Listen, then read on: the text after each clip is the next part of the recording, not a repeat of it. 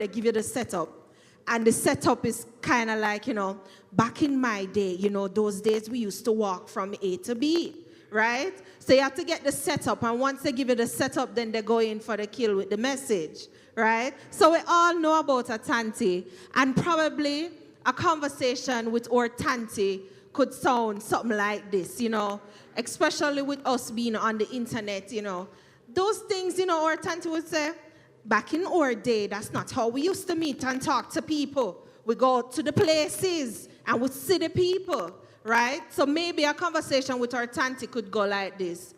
Beware of strangers, beware of strangers, for not everything that glitter is gold, not everything that sugar is sweet.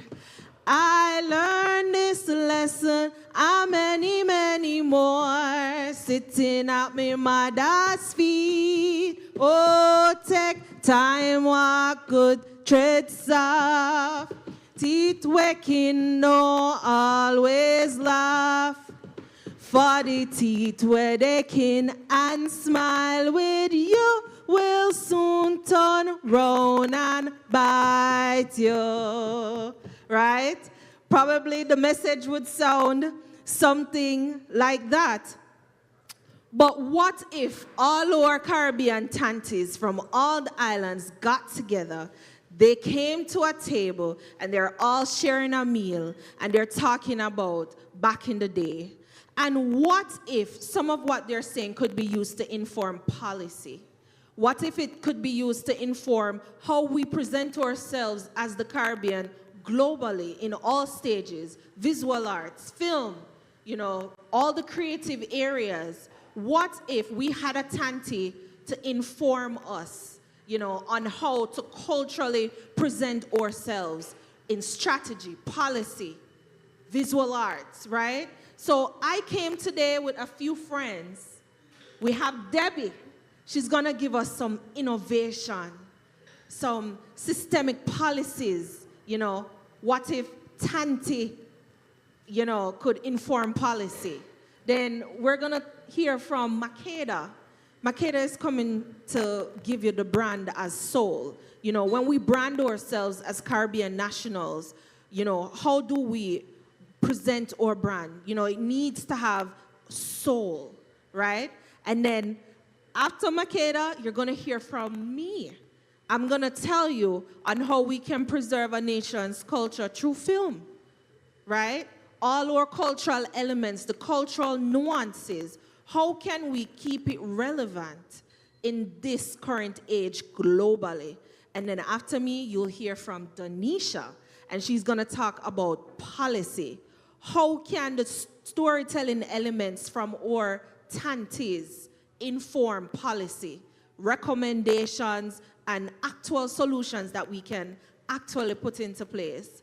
So first up, we're going to hear from Debbie. Take it away, Debbie. Thank you so much, Makeda. I'll just give a minute for them to pop the presentation up on the screen.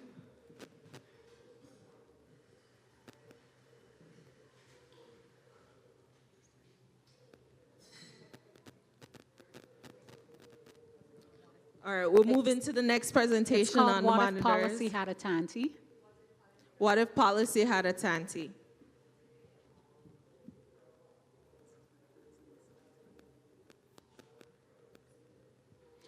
Okay, so what if policy had a Tanty? Someone with wisdom who cared, who had the ability to see all her people across all their differences, all their situations, to pull them close, to understand them. If Tanty was looking out for Caribbean policy, she might say, "Sweet girl, remember to include the young fella across there. He might not look it, but he got enough sense. Bring he in, talk to he, make sure you include he." She might say, and this problem, I know you're trying to solve it, and you got enough book learnings.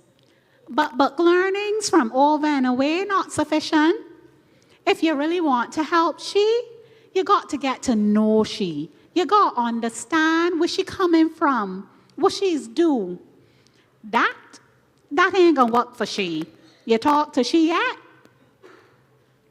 We have a saying in Barbados, you can't plant yams and reap edibles.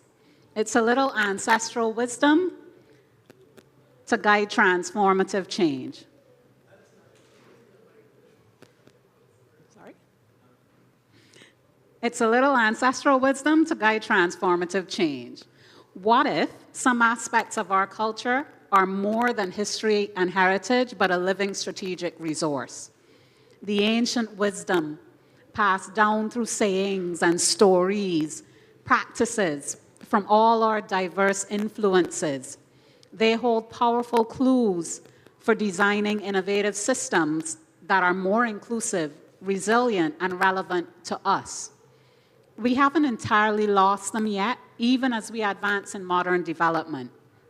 So might we use this unique positioning as diverse people somewhere between two worlds, or more than two, to chart a new course for ourselves and to help our friends across the world to move from where we are to where we need to be. Oh, this is a mic. What if there was more ancestral wisdom to tap into? To navigate complexity, I might suggest, we need cultural confidence and the courage to shift perspective. Beyond decolonization, and in addition to that, perhaps this is a little deeper, let's talk cultural syncretism and the magic of a world where we can all belong and form our own thing. Fully embracing diversity and multiple identities, somewhere at the intersection of all of us, pulling what we choose from every culture that has made us who we are.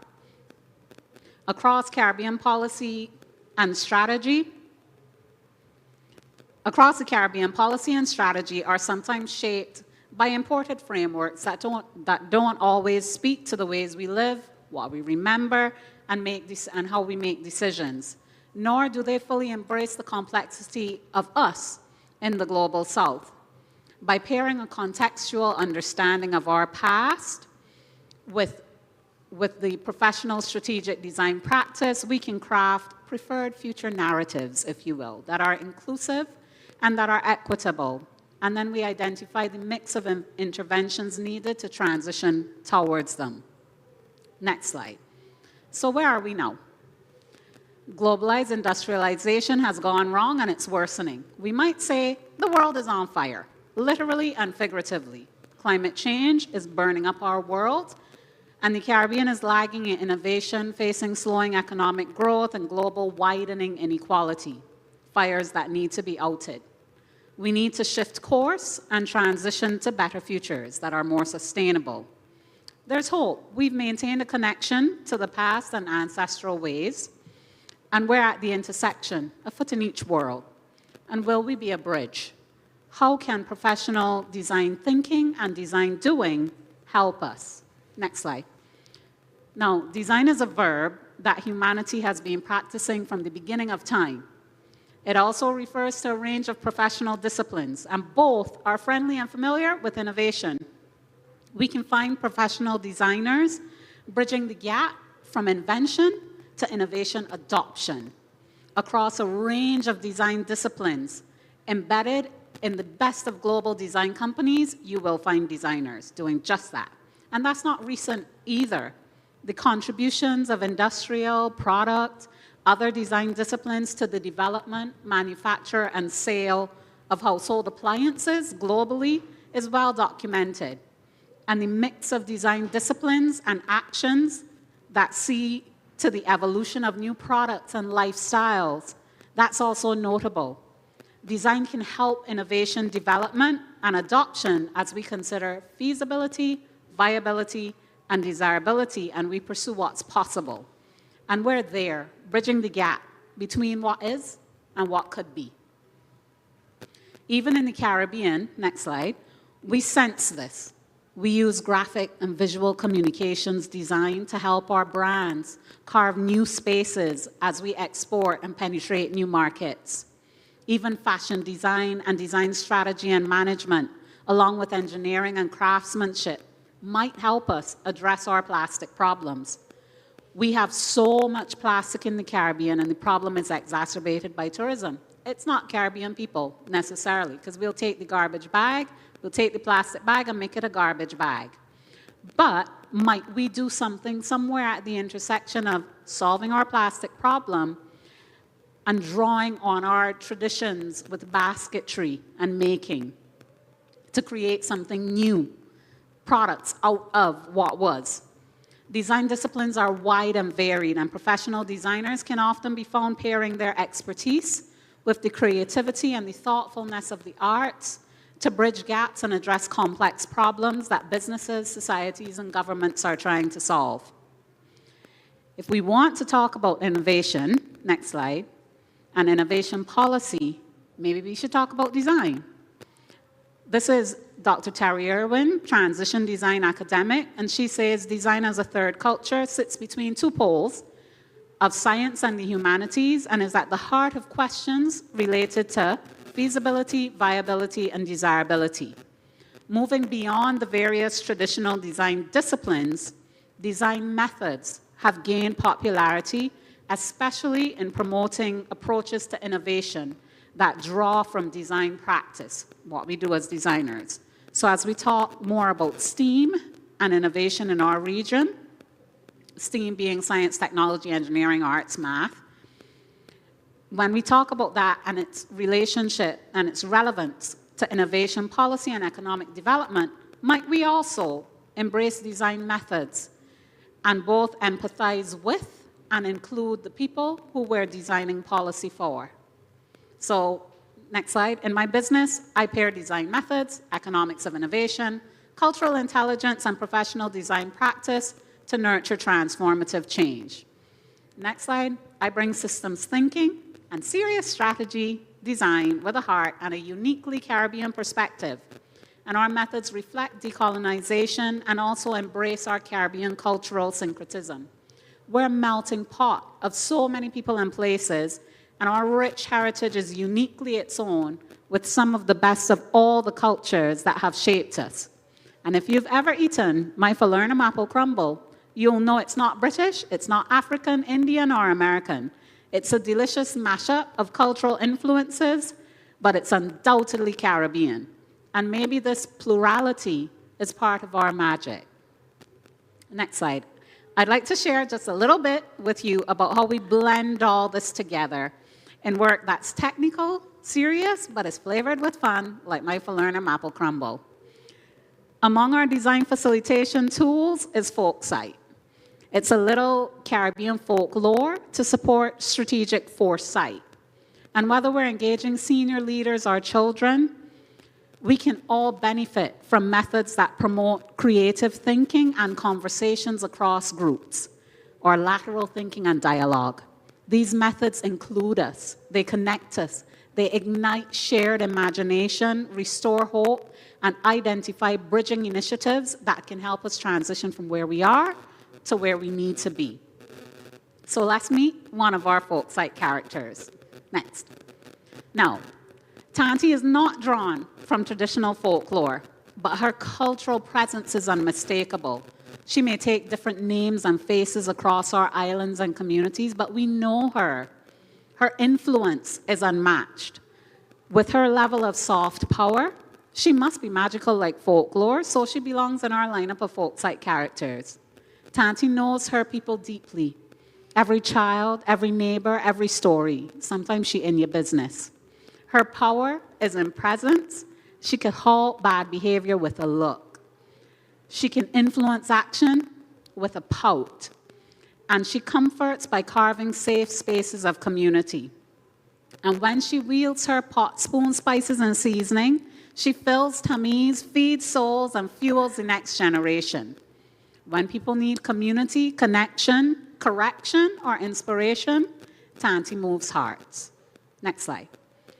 Policies sometimes favor those with disposable income or other forms of privilege to capitalize on opportunities.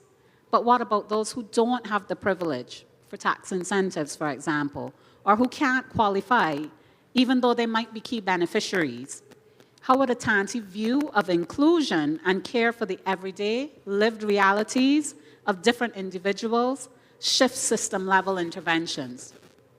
As Tanty looks across the current landscape, she might say they should be remembered, listened to, and engaged with in ways that are comfortable for them. Her awareness and her sensitivity might make her proposed mix of policy interventions and policy instruments shift as she considers her people, their culture, and their social behaviors. Her comfort with the complexity of us might help her bridge the gap between development theory and the practical intricacies of Caribbean economies and societies. Next slide. Tanty and our other folksite lenses capture valuable perspectives that existed long before us, influencing who we've become. Introducing folksite complexity into inclusive policy dialogue and introducing folksite complexity into how we facilitate inclusive policy dialogue and develop strategies could help us see better as we remember, reflect, and reimagine. Our cultures can be archives of innovation and inspiration. Next slide. The data is in. Our region is lagging behind in innovation. We're faced with complex socioeconomic challenges and their ripple effects.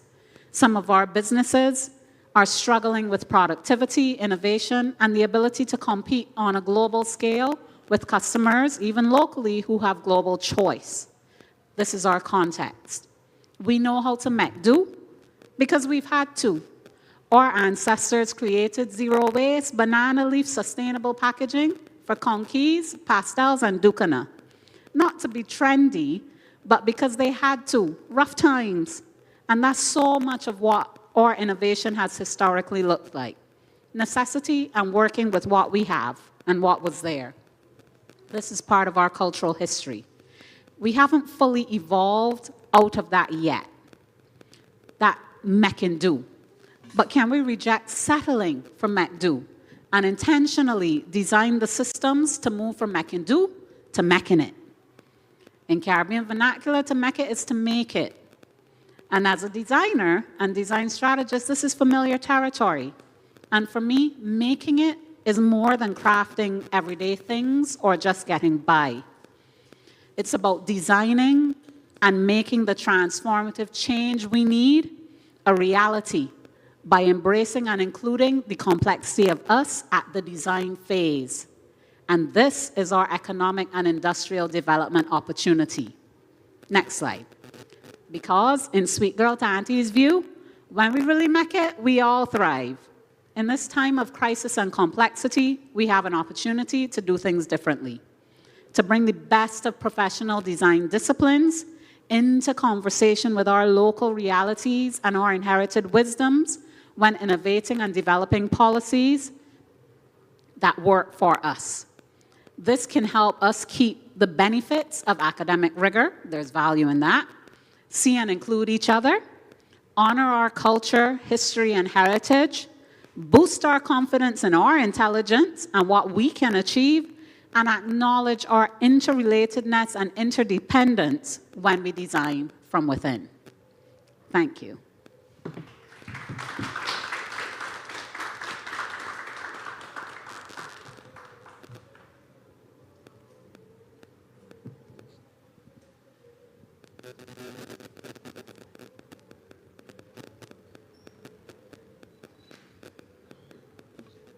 Now we'll hear from Makeda. Hi, everyone. Good night. I noticed that while my teammate was talking, a lot of us were on our phones. So I'm going to start my presentation with a little game so we can be engaged and lived, right? So in Jamaica, we have this game called ABC Fast or Slow. So we ask a person ABC Fast or Slow, and then you will reply fast, and then I'll say start. So in your head, you're going to be saying the alphabet, A, B, C, whether fast or slow. All right, ready? Who's volunteering, or do I need to pick somebody? My gentleman at the back. White and black shirt. All right, so ABC fast or slow? All right, start. In your head, you're not supposed to tell. Yeah. Stop. B.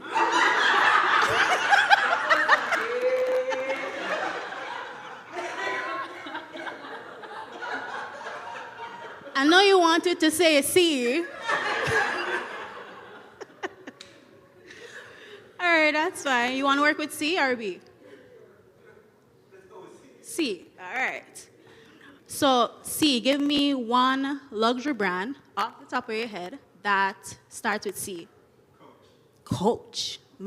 High-end man. Okay. Why did that brand stand out to you? I like the design. You like the design. Do you know the history behind Coach? No, I do not. Surprisingly. So, as a customer, why would you buy it, apart from the design? I just like how it looks. You just like how it looks. Okay.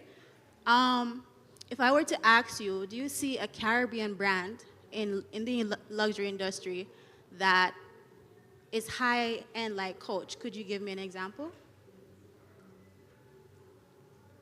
I don't think I could. Wow. You see how long he took? And how long did it take you to say Coach?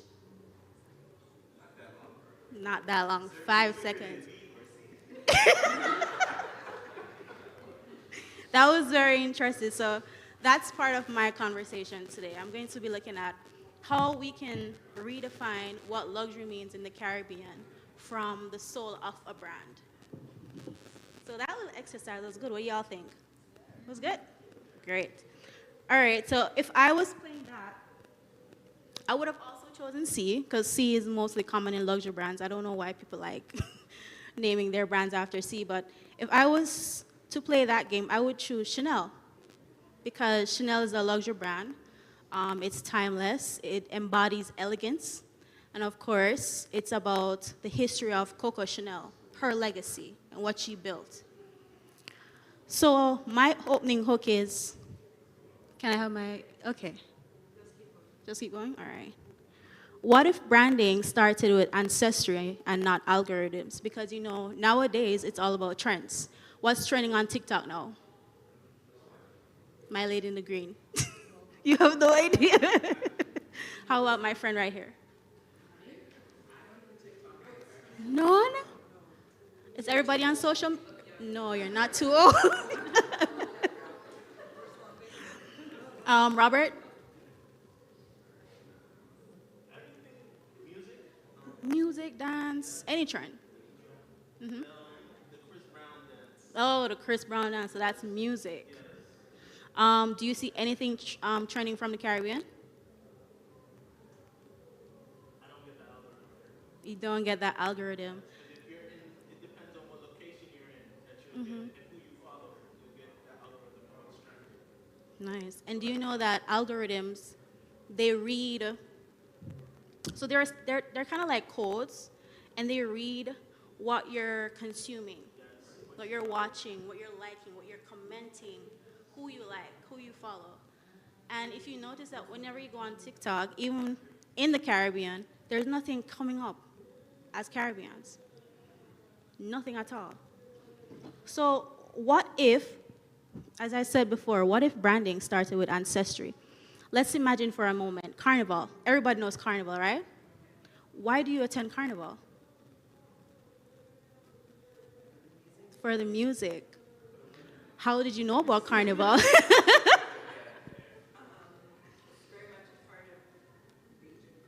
Bajan culture. So who introduced you to that? Your parents. And your parents' parents and their parents' parents, and the tradition goes on. Yeah, so when you talk about using ancestry in branding, that's a part of it. Passing on these traditions from one generation to another generation without having to use algorithms. As you say, you don't use social media. So what if we could take that ancestral passing of what we love in our culture and brand it? So we don't have to going through TikTok, can't find anything about Barbados, can't find anything about Jamaica, can't find anything about Trinidad. We literally have to go in the search, Jamaican trends, Barbados trends. So that's my question, why? So let's look at Nike, for example. Next slide, please. Next slide, please. All right, let's start with the soul of the brand. Now, when you hear soul, what comes to your mind? Spirit, lady in the red dress, beautiful. Is that a romper? Yes. What comes to your mind when you hear soul? Heart, core. Heart and core, nice. How about my sister over there? Very quiet. Coming from within, spirit, what you feel. All right, what about my sister right here? A divine experience that's happening. So if you notice, when I asked the question, everybody said divine and within, and it's all familiarity, right? So when you speak about the soul, you speak of the core, as you said. It's the core of who you are. It's the core of what you want your brand to be identified with. So for example, Nike. When you think of Nike, what's the first thing that comes to your mind? The swoosh. Did you know that that was like $35 at the early stages? They paid a student to do a logo for them, and she just did that, and they paid her $35. However, along the way, Nike grew into this big brand, and they offered her shares in the company because of how symbolic the symbol became. So the symbol it's not just a swoosh. If you notice in their ads or commercials, anything they put out, the core message is just do it. And just do it, it makes you feel, well, it makes me feel courageous. If you told me I had to come today and talk to a lot of people, maybe I wouldn't do it. But having that sentence at the back of my head, just do it. You know, you might never know, so just do it. So when we talk about the brand, there's two dimensions of the brand. There is the emotional connection that you connect through people with emotions. And then there's the rational side of things. You ever hear them say, a lot of people think with their right side of the brain versus their left side of the brain. So one can be more creative and one can be more business-like. But for some of us, especially in the Caribbean, we tend to use both sides of our brain. So how we interpret brands today, we can have an emotional connection, or, as Mr., what's your name, sir? Ian said, I just like Coach. I just like their designs. I'm not a customer, but I just like how they look. So for him, his connection with Coach would be B, the rational side of things. Why people choose it, it's credibility, right? It's long-lasting. It's differentiation. Consistency. What does Coach bring to you? I'm not a customer either, but it's nice. Think of Hermes. And that's the handbag. I don't know a lot of ladies want to purchase Hermes. I think Kim Kardashian has like 25 Hermes in her closet. I don't know why, but it's about the craftsmanship. They know and understand the value and time and the heritage that it takes to build this product and bring it to the marketplace. Next slide, please. So now I want to redefine luxury. Because if you notice when I asked Ian, right?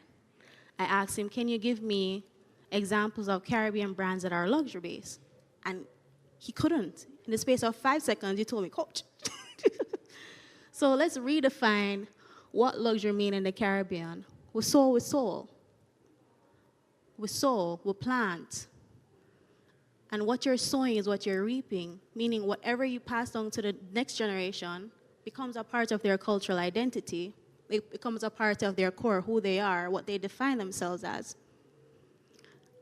And with soul, you know, it's a core.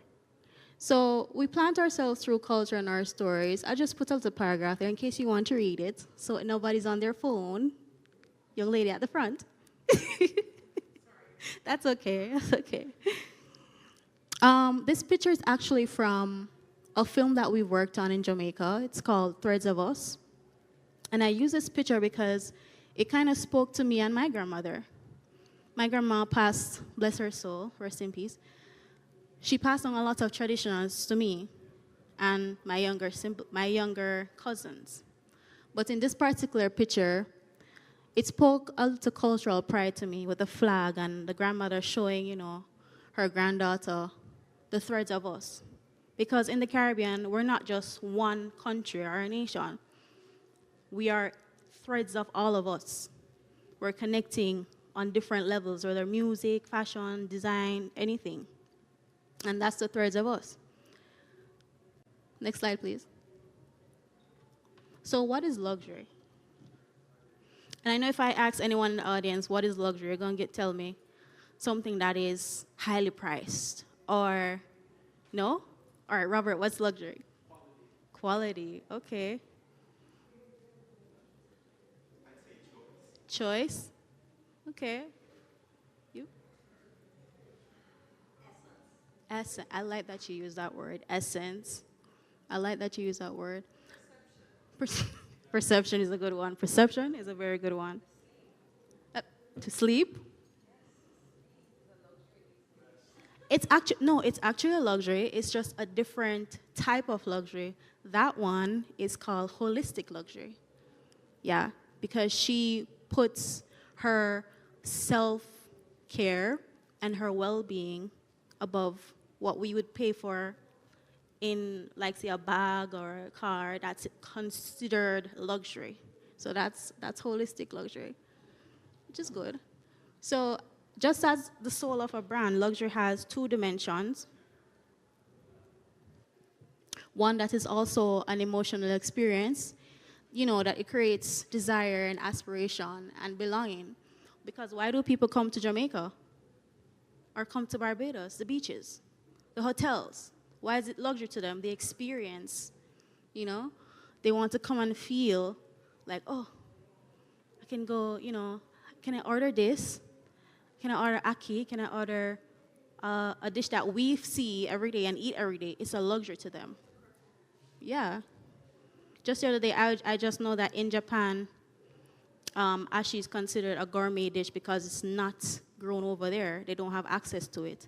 So once you go to a restaurant and they serve you that, it's considered luxury. And then you have the rational side of luxury, the rare materials, the craftsmanship that's, builds to the exclusivity. I put some examples there so you can connect the definition with the word. So think of Rolex. Why do people buy the watch? Not just to tell time. I see a lot of rich people buy like 5 Rolex. I'm like, do you need that much time? What are you looking at? It's gonna if you look on your phone, it's gonna tell the same time, right? If you ask somebody, give me the time, it's the same time. So why invest so much money in this product? It's because of the craftsmanship. And it's because of status. Because if I am in a room and I have on 2 Rolex left, right, because I want to tell the time, because I'm rich, what would you think? Oh, she got money. Perception. Exactly. Oh, yeah, Katie said perception. So it's also status as well. Next slide, please. All right, culture. Heritage as culture. Okay. So if you notice, I have a picture of some lovely ladies in the cane fields. And you might be wondering, why does she have a picture of that and talking about luxury?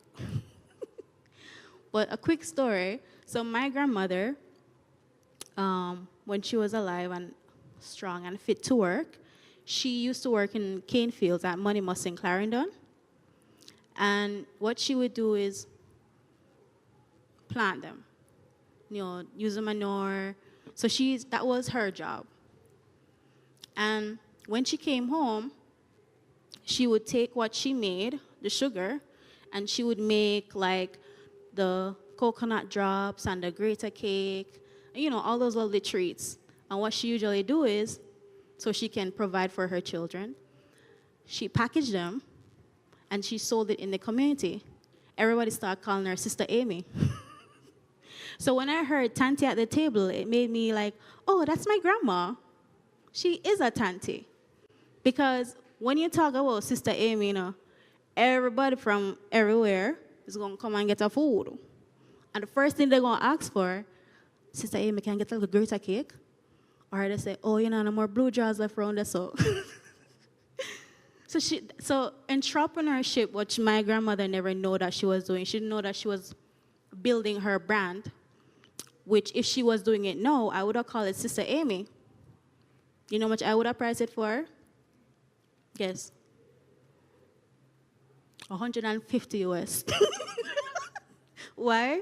Because my grandmother has to work so hard in the cane field in the hot sun, doing everything by hand to create this product. Organically, there's no added chemicals, there's nothing. It's pure sugar from the source. And I would back it up with some bad design. Very bad design. And colors. So when you speak about branding, it entails everything, how you make the customer feel, what colors you're using, what typography you're using, what's your demographic, what audience do you want to catch. So by the time I don't list out everything, that 150 US is very reasonable. Right, so heritage as luxury, a lot of, well, the kids nowadays, they don't believe in history. But that's not for me. History tells you who you are, whether you're creative or not creative. It tells you who you are. It's your identity. This is a part of Jamaica's history, whether some people like it or not, it's heritage. And it's, from that picture, comes what we have now, like brands like Appleton Estate, rum. When the tourists come to Jamaica, what's the first thing they're going to buy to carry up? Rum, right? Rum. But I want to ask a question. Everybody in here is for Barbados? No? What country are you from? Trinidad? What is your heritage product that you'd say is luxury? Cocoa chocolate. Okay. So that would be Blue Mountain for us. Blue Mountain coffee. Okay, nice. Who was the other person who's not from Barbados? Okay, what's your name? Selassie? Selassie, but mine's also cocoa. That's beautiful. Ours is also chocolate, and I actually started a chocolate brand in Ghana because... Nice. What's the brand name in Ghana? Midunu. What's the story behind that? It means, it's an Ega, it means come, let's eat. It's like a... I love that. I love that. How's your packaging? Okay, describe it in 5 words.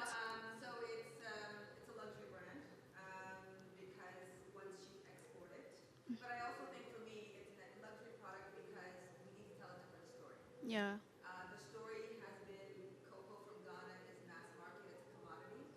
For me, cocoa from Ghana is all handcrafted. Mm-hmm. We cut the trees, we cut the pods down by hand. Mm-hmm. We open every single pod by hand. We sun dry them by hand. It's all cocoa farmers that are having less than 1 acre. So everything that is handcrafted is couture. So nice. That is very lovely. Do you export in the Caribbean as well? Not yet. Okay, well, I'm here. I have some connections. All right, next slide, please. All right, sustainability. Eco-craftsmanship as luxury. So one of the stories my grandmother told me, well, my mom, all right, so this is the start. I told my mom I'm coming to Barbados on a panel, right? And I said, Mommy, can you tell me some stuff that I can use in my presentation? She called everybody. And by 5:30, everybody was telling me story. But one particular one that, drawed my attention was, she said they used to use a tin milk cans to make heels.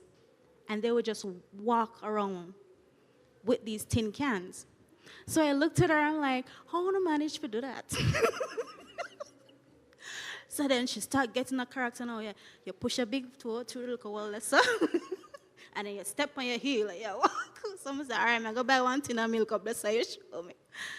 But that story it drawn my attention because you're telling me this, but you don't know that I can go into production, get a lot of tin milks that we can, recycle and stuff, and actually make shoes. Or we get the plastics, like what my teammate says, and create these products. And why would it be luxury? It would be luxury because we're trying to find a way to leave less carbon footprints on the earth. And instead of waste that we have a big issue with, turn that waste into something that can sell. The man upstairs, wherever he is, he's not gonna know that it's plastic we use. By the time we package that, it's a beautiful product. So that's where sustainability comes in. It's using, and let me tell you, this generation is very big on, where is your product made? How did you make your product? Am I contributing to eco-consciousness? They're very big on that. So when it comes to luxury branding, if you notice, a lot of these brands are trying to put into their marketing plan, they call it green marketing. You know what I'm talking, right? Selassie, yeah. They call it green marketing. So they're trying to use that now to reach this particular audience and demographic because they're so caught up on this big word of sustainability. And going back to the sugar canes now, you can also use those, whether you use bamboo, it depends on how you design it, to create bags, just like that. And by the time you put them in certain areas where you know the tourists going to see them, you do your little markup price. But the beauty behind that and making it luxurious is the materials and how you do it and how you process and design everything. Did everybody read that little paragraph? No? You want a little 5 minutes to read a paragraph? Oh, they're reading. Do anyone own like bamboo bags? No? Nobody owns bamboo, nothing? Okay, guys, we need to visit the craft market. I'm sure there's an exhibition at CARIFEST. All right, next slide. Caribbean creativity, artistry as luxury. All right, there was a next story that stood out to me, what my mother told me. All right, so my grandmother's mother is from Cuba. Yeah, she moved to Jamaica because she fell in love with a Jamaican man. And what she used to do is, there's this game that they made up called Moonshine Darling, but that's also something that Louise Bennett, okay, Katie will demonstrate with that. But that's also something that Louise Bennett, one of her poems, had that. And what they did in the night, because there wasn't much entertainment back in those days, right? So they each laid on the floor, on the ground outside, that we don't do nowadays, in a little circle. And what they would do is break plates and mash it around the person. And then when the person gets up, they glue the plates together. They just look like a little human plate. And that to them was art. So I said to Mommy, do you know that people are breaking glasses to create like art like this? But it's in the image of somebody.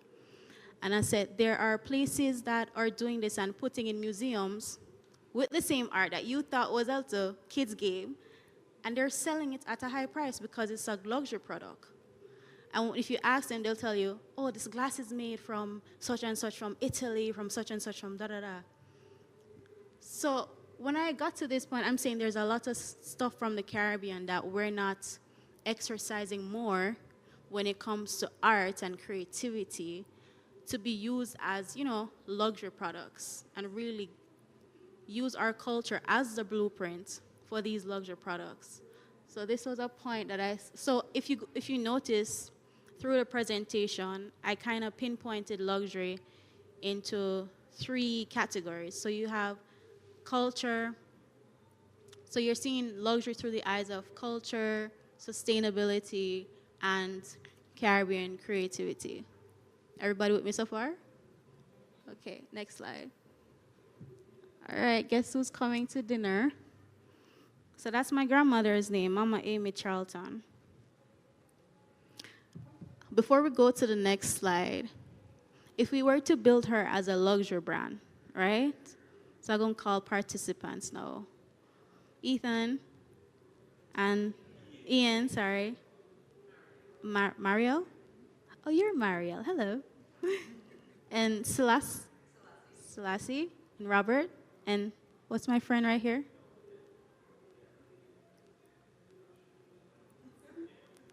Sorry? Sandra? Sandra. All right, Sandra. So we're going to be building Tanty as a luxury brand. Let me see if you guys are paying attention.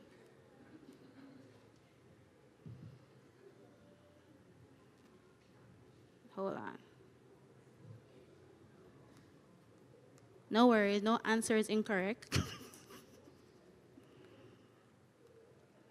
All right. Brand essence, the core. So what do you think Mama Amy's identity is? What does she embody? Robert? Hard work. Okay. Marielle? Her?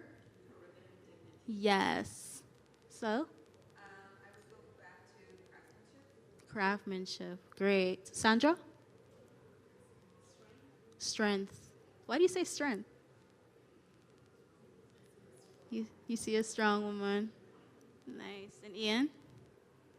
Say wisdom or just dignity? I love that. Wisdom. Nice. So I had wisdom. So you get a mark. Okay, well, I was going to. You're listening. All right. And I also had worth and authority. Rooted in Caribbean culture. So you got a point. Well, everybody gets a point. What do you think her promise is, Sandra?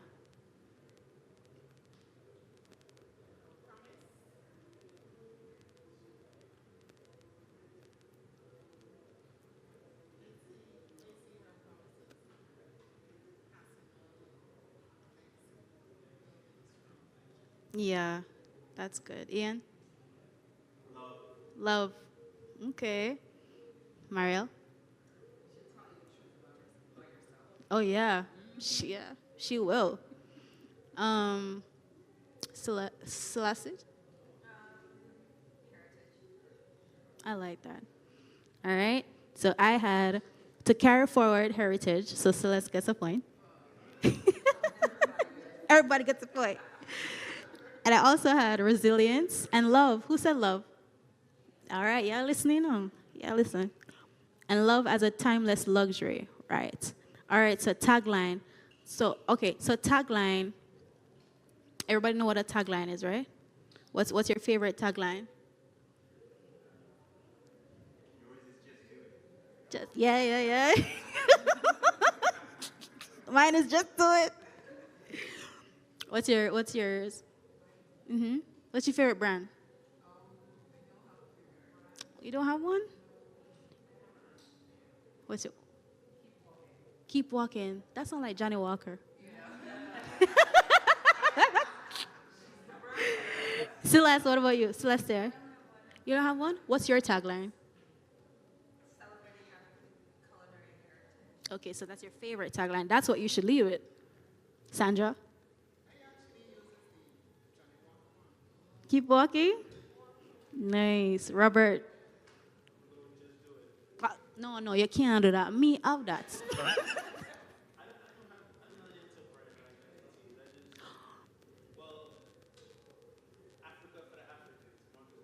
Love that. That. All right, you get 5 points.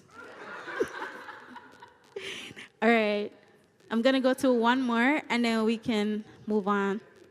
Visual language. What do you think her head wrap represents, Mario?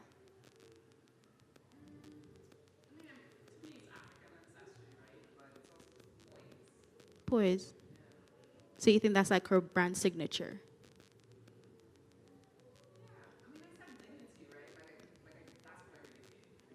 Dignity. She's very sure. Ian? I would definitely say authority. Authority. Okay, love that. Consistency. Why? You think she made that herself? No, I mean, when I see it, I don't know what. Yeah, it's that when I eat her food today, Yeah. It's the same thing. Right. Nice. I love that. All right. What about her dress? What do you think her dress represents, Selassie? Mm-hmm. I like it though. Ian?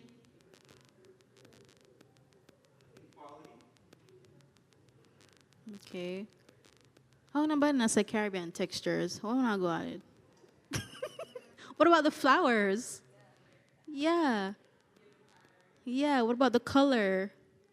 Yeah, what does red represent for you? Love. What about you?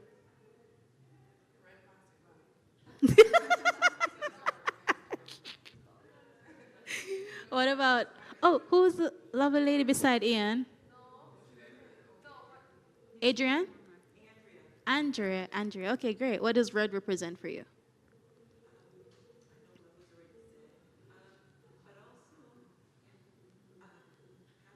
Passion. Yes, you're right on the mark for that.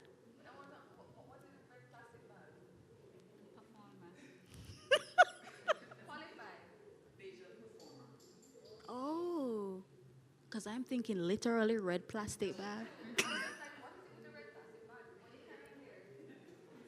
What does she perform? It's a he. Cali who? Oh, Calypsonian. Okay. I was about to ask you to spell it for me. Oh. What about her jewelry? She wears gold. Yeah, you can't really see it, but it's not camouflage glow. It's a real gold. What do you think about that? Why add gold? Why add gold and not silver?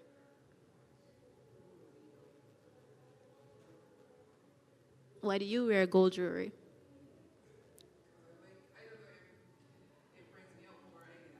It does, and you're very beautiful. Do you think it makes her look richer and not silver?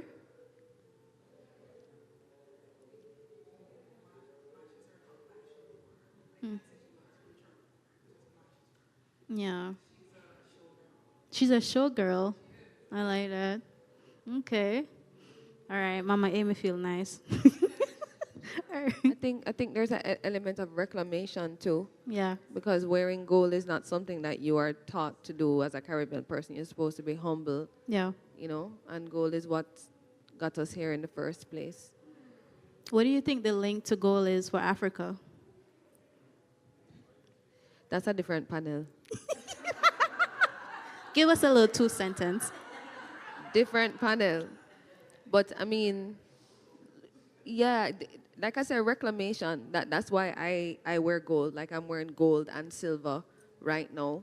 You know, even this is a fork that I bought in Cuba that is made into a bangle and a spoon. You know, so you're talking about heritage and luxury and that kind of thing. And yeah, I think there's reclamation in that too. I love that. Next slide. So we're gonna see the answers. Yeah, I'm going.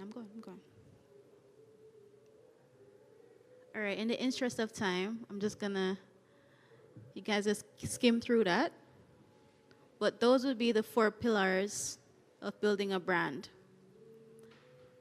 So you have your brand essence, you have emotional connection, you have visual language, you also have the rational value, which is the craft. Next slide.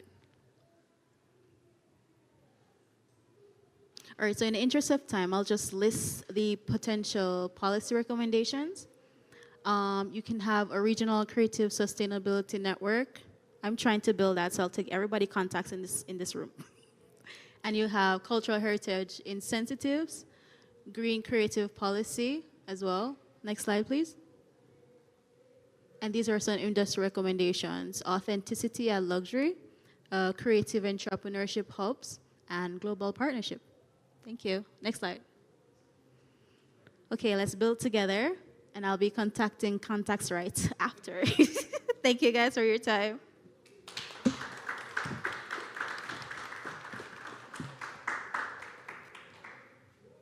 Beautiful.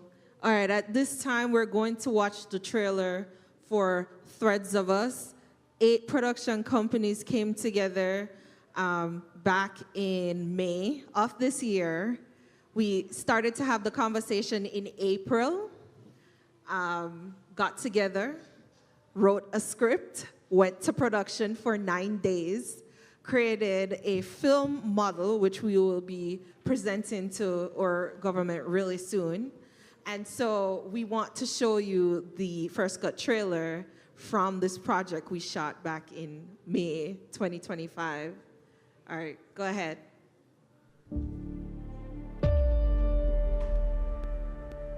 Been sitting in here waiting for one person to remind me I'm more than this place. Sometimes we move forward by turning back. Daniel. Mom. Patch it when it's tear, wave it when it's strong. Yo, me I go run this place, yeah.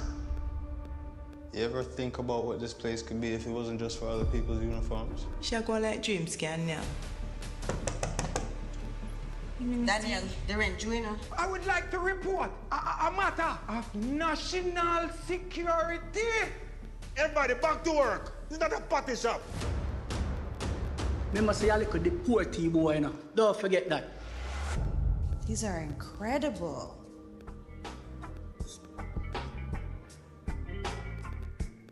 What am I doing wrong? Here. I'm not going anywhere.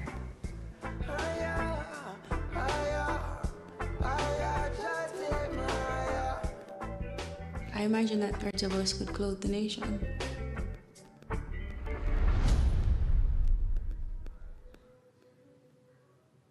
All right. So that was to kick off my segment here.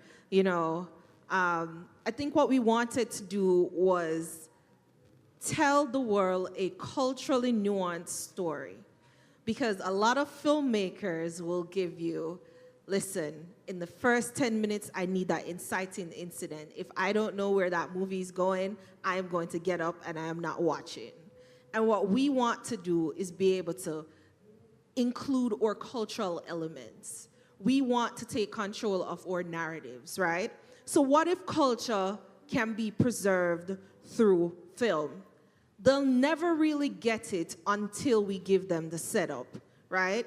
If we continue to whitewash our films, we won't be able to tell our true cultural narrative so that someone can understand what the slang means when you say it, right? Other countries have been able to do this so successfully, and so we have to also adapt to that narrative so that we can show up on the global stage and we know, man, I just love Bajan films. I love the Trini films that are coming out. I love the Jamaican films that are coming out. And how they'll identify those is by the certain nuances that happen in your culture. We're able to include it in the dialogue and also show the scenes, right? So what if we kept the storytelling elements from our Tanty, right? Vivid imagery, layered characters, culturally immersive story setup. What would that look like for us, right? So film preserves culture in multiple ways. Go ahead and cue up the number 5 slide for us. So it captures our traditional customs. Film records rituals, languages, clothing, ceremonies, music, everyday way of life that might otherwise fade with time, right? This helps future generations to understand how people lived, how they thought, and expressed themselves. So a good example would be like The Harder They Come and Dancehall Queen, right? Now, let me ask you guys, what is a Caribbean film that left the biggest impression on you? Dancehall Queen. What you say? Black Orpheus. Okay. Anyone else?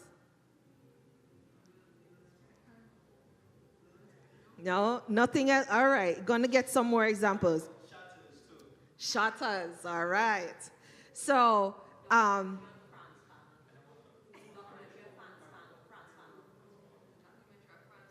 oh, okay, documentary of Frantz Fanon. See, so we have a few that left a good impression. And when you think back to it, what was it about those films that left the impression? Because I can tell you this, my first intersection with film and culture started with Dancehall Queen. It was a film I watched back in, I want to say 97, 98. Chevelle Franklin, her parents lived in my area, and I remember I was going to high school with her younger brother. And when we heard the music, it was the soundtrack. She sang on the Dancehall Queen soundtrack.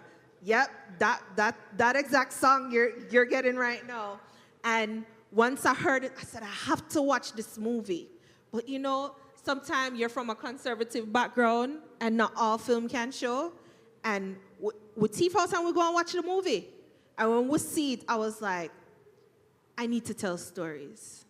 Like, it was my first intersection of a very cultural narrative that related to something I could walk down the street and see that I wasn't getting from a film that was coming from Hollywood, yes? So that was my first intersection. And I'm sure for you, what left the biggest impression on you was the little nuances that you were able to identify. And you were like, true. It's really so it go, right? All right, so another way in which we can preserve culture through film, it documents historical realities, right? Films can serve as historical records, showing how people responded to war, colonization, migration, civil rights struggles, or economic change. These portrayals become references for researchers, educators, and communities. But we have to do the development process where we're going to our older generations and getting those stories. And we don't want them to leave this world. We don't get those stories to put it in film. Film is one of the best ways to present something for it to resonate in your mind. It's visible. As soon as you see it, your brain starts going.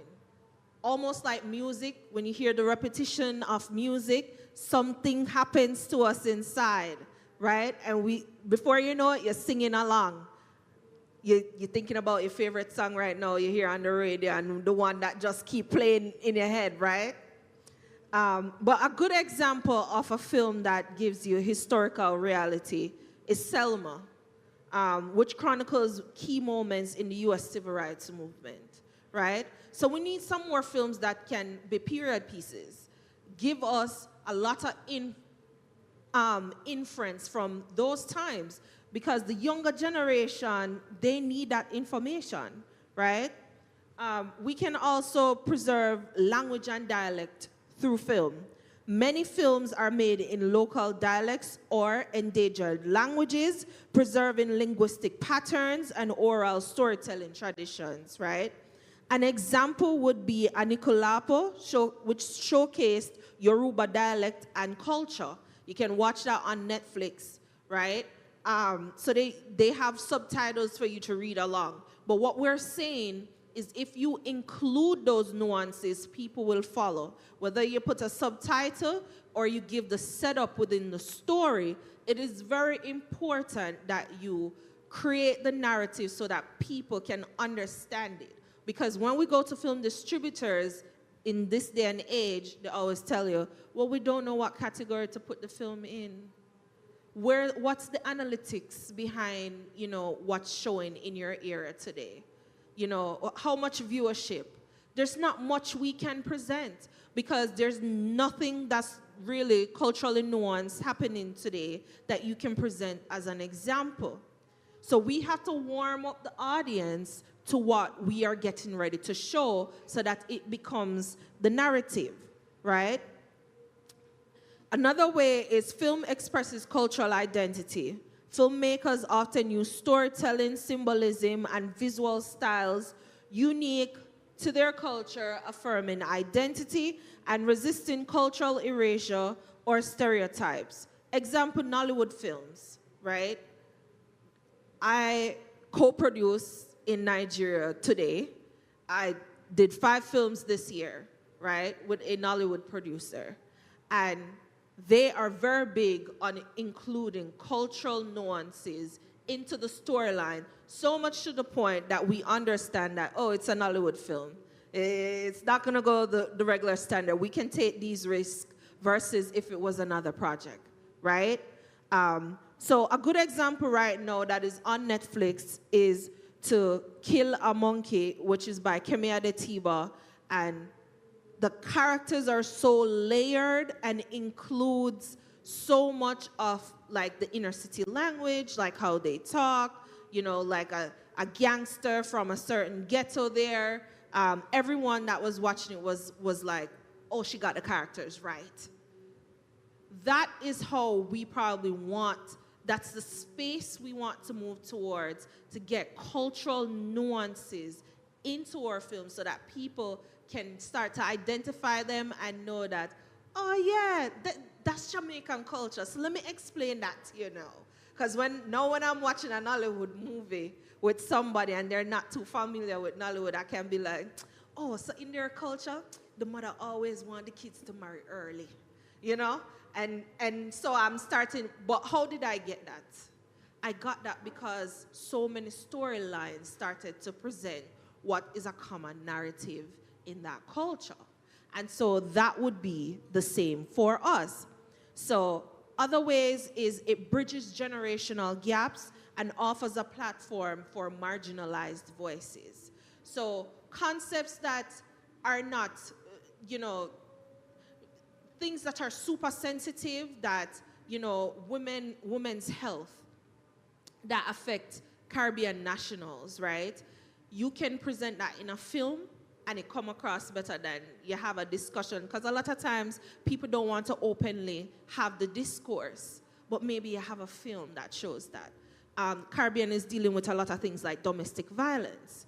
And so films are a good way for us to say, okay, this is what certain families are going through. Here are some resolutions and options, you know. Also, therapy is a big thing culturally that we don't generally want to attend. Because they feel like, after I'm in a fool and I don't belong in the nut house, so why I going to go and tell somebody my business, right? But film could actually help to break down those barriers to say, it don't mean you're fool. Sometimes you just need to take some time to work through some things that's going on up there in your head, right? And also, you know, just kind of take away some of the stigmas that surround certain conditions, just to give people a little bit more information on what access exists. And this is a way in which we can use film in our stories. And the idea is for us to globalize local stories. We want to see the person who became an orphan, the church take them in, and they became a doctor. You know, we want to see the roots stories. You know, different scenarios, could be 1 or 2 locations, just 3 or 4 main characters, and come together and you do a film that is so culturally nuanced that you're like, man, I understand, I get it, you know? Because we also want to see ourselves on the global stage. All right, so what are some of the barriers? Filmmakers have a major difficulty in accessing funding, right? And the other thing is distribution is often difficult, expensive, and complex. So we talked about it before. You know, when I go to these distribution and sales conferences and you have something you're trying to sell, the main thing you hear is, so what else is in the region? You know, what's a comparison of your film? You know, what we're going to pull on? Dancehall Queen from back in the day, Harder Day Come, 70s. You know, we need some living, breathing references from today. You know, things that can get us into places, and that's some of the complexity with why Caribbean creatives aren't getting their films sold, aren't getting notoriety on some of these platforms, because there's not really a category, there's not enough content coming out of the region to fill those avenues, right? Because it's a business, they still have to make money. So what are some potential resolutions? So consistent funding sources with achievable requirements. So from time to time, there are funds that do become available, but some of the issues are, can the filmmakers meet the criteria? You know, because typically if you're in the islands, you're not going to shoot with $500,000 US. You know, let's be for real, right? Where are you going to get it from? Because you're already struggling with funding. So we need to make sure that the criteria is achievable for the level that you are at, right? And then we also may want to consider a solid film distribution vendor for Caribbean filmmakers. At some point, we have to just realize what the market is. We have to believe in what we are selling and sell it to the world. Because, listen, if they won't put out a chair for us at that table, let's create the table and sit at, and then we invite them to eat, right?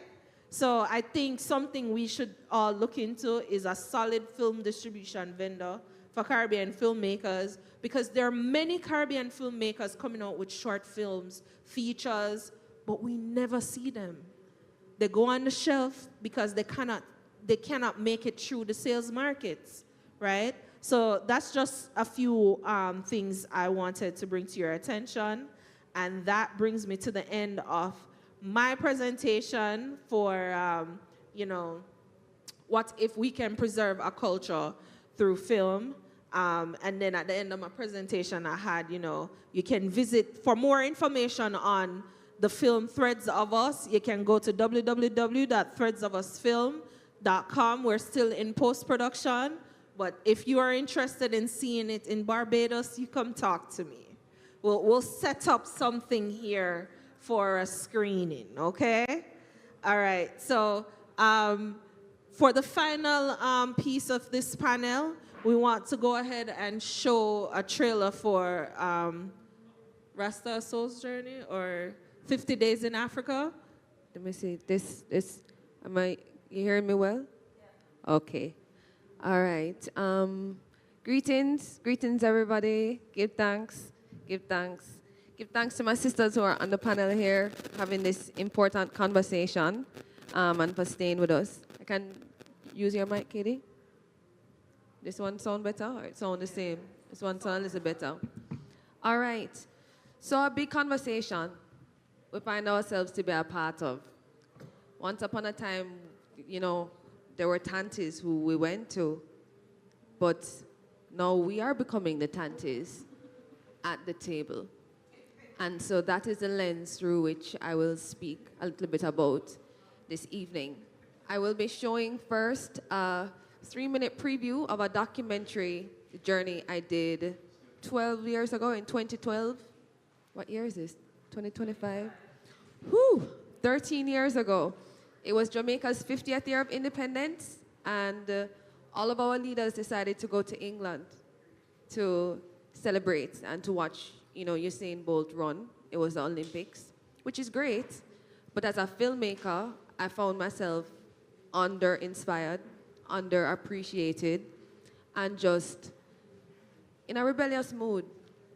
And so I worked together with some friends, and we decided to make ourselves ambassadors and make the journey in Jamaica's 50th year of independence to go across the continent to 6 countries, to meet artists, creatives, and government officials on the ground, to have conversations about the economic potentials of collaborations across the waters. And I'll be sharing some of the lessons that we learned, which are now being put in practice with this film Katie spoke about, that I wrote and I produced, called Threads of Us. But first, let's go back about 13 years ago, when we first made the journey to Africa, across 6 countries, to meet with some artists and government officials on the ground. Run the track, my selector. So we're getting ready to go to Africa. Are you ready? Are we gonna make money? Like literally go to rich people and be like, yo, it's the heritage. Baba, tell me a story. Okay, Naya, what story do you want to hear? Tell me about the time you went to Africa. We wanted to come to learn about telling African stories because we are Africans just living a few 100,000 miles away. Most young Jamaicans that I am around sing about Africa and dream about Africa. But unfortunately, the Africa that the majority of Jamaica knows and the majority of the diaspora knows is not what we know. Border check, everything to go. Tired of the borders. We just want to be free.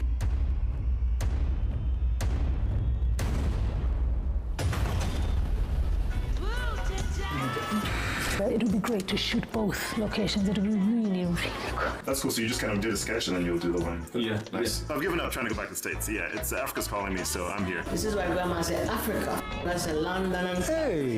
This put me in the place where that you should be. Your grandma put me up and I know woolly pa bride me not turn down and woolly pa beat up me not turn down. But me have job with me. Where's the transport?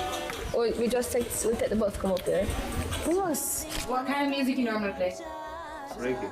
You normally play reggae. You don't play Ethiopian music. The day we start having our children visit and taste Africa as something that is not in this black box somewhere over there that is unreachable, I think that we're going to start a new cycle of recreating Africa and reliving this dream of ours. We were evicted from our previous living arrangement by the sea.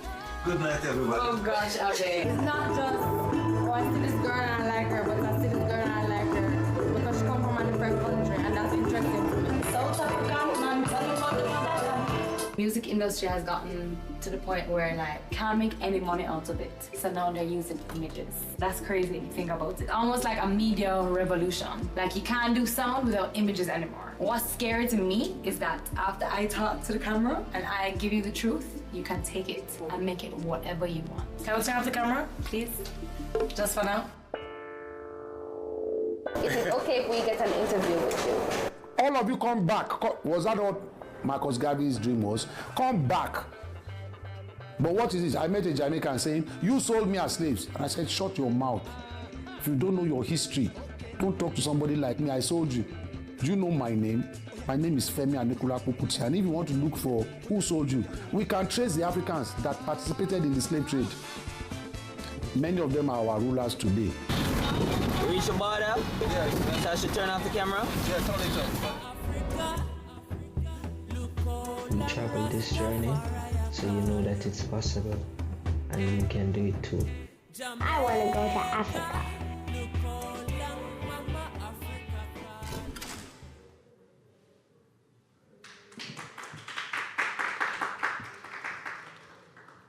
This documentary, 13 years later, and we're still trying to find a place for it to live. We're still trying to find support to get it finished and distribution.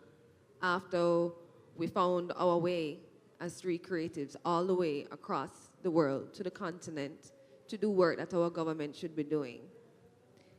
Because we are tired of waiting. And we refuse to take orders and directives and vision from individuals who are not practicing artists. It doesn't make sense. Then we'll just sit and be waiting. And so this is an example of what creatives are doing and have been doing for over a decade in trying to move our industry forward and create space for collaboration. So today I'll be talking a little bit about Tanty at the table, us being Tanties at the table, and what role we must now take in positioning our experience and our grassroots knowledge in helping to inform and guide our elected leaders in the ways that will really build a sustainable industry. You can pull up my presentation for me. Culture, policy, legacy. This film that Katie spoke about, Threads of Us, it was written in a month. I wrote this movie in a month out of a rebellion against the idea that Jamaicans are not making movies. The last time that we had a feature-length film out of Jamaica was over a decade ago. Now, our government give thanks, recently put out a $1 billion initiative to create films. 2 years ago, many of us applied, and we're still waiting. 2 years. But we couldn't wait anymore. In getting ready to do this film, one of the things that we realized is that we're gonna have to build a whole ecosystem, because it's not that we're not telling stories, you know. Here's what happens. We spend our money, our passion and everything, create a story, and then we're told, take it to film festivals in America. And so you save up your money, and you send it to all of these film festivals in America, and then you wait for months, and then they might come back with a yes. More times, it's a no. But if they come back with a yes, then you save up some more money again, and then you fly into America to be one little line item of programming. Your film doesn't get bought. You have to pay for accommodations, food, transportation, and then you go back home. They have a press release, but you have a film that's now on a hard drive here, and then you have to go back to your 9 to 5. You are a storyteller. Why are you working a 9 to 5? Your culture needs you to be a storyteller. Why are you in this position?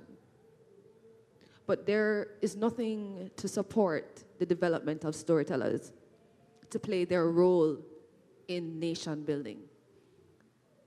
The griot is a heart of the community who helps to carry traditions from generation to generation. Where are our griots? How are we supporting them? Culture is the most underfunded industry of them all, the most underfunded ministry, and that's because that is from a colonial framework. Naturally, we're going to put the least money in culture.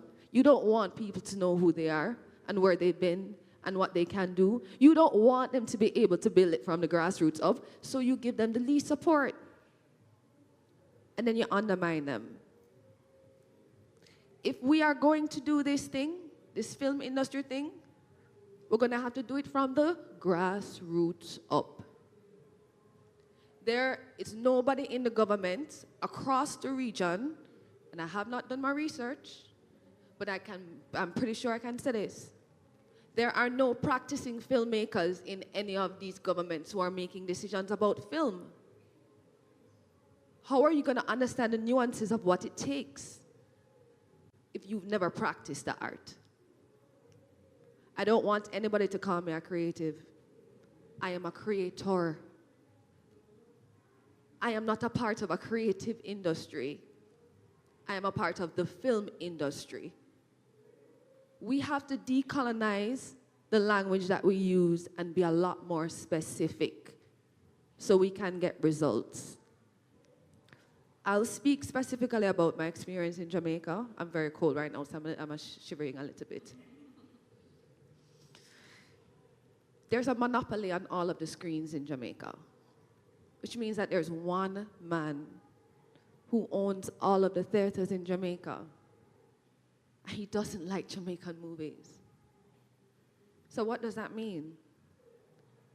They just don't get played. And he also has no responsibility to play them because it's a private business and there are no policies or mandates to make sure that he plays them. So what happens? You just don't have a film industry. That's what happens. What also happens is that there is a crime against the humanity of a people that is happening when they do not have access to their culture in the mainstream.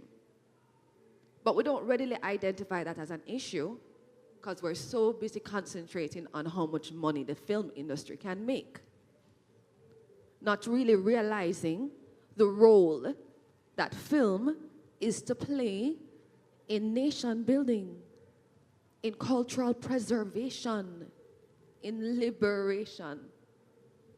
Okay, we're not going to go so far.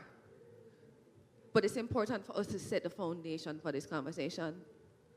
Because people think culture is just a thing about clothes and what you eat and how you talk. And it is a foundation of every industry. Because people need a way of life, and people form industries. Therefore, culture is supposed to be the most supported industry of them all. All right, let's move into the presentation. I'm going to speak about a few guiding principles that can help us with the film industry. Is anybody here familiar with a screen quota? No. So basically, a screen quota is a mandate that is passed by governments internationally. It's very standard, where you have to show X amount of percentage of local content. It starts here. How do we implement screen quotas across the Caribbean that can encourage more national content on our platforms? Okay, I'll just go through this quickly. A screen quota ensures consistent visibility for our stories, culture, language, and values in a national narrative. This way, Caribbean and diaspora audiences can and will see themselves reflected on screens, fostering integrity, fostering a love for who they are. Next slide, please. Industry growth and job creation. Screen quotas will create more jobs because now theaters will have to, and not just theaters, television stations as well, will have to show more national content. That means that more budgets will have to be prepared for that.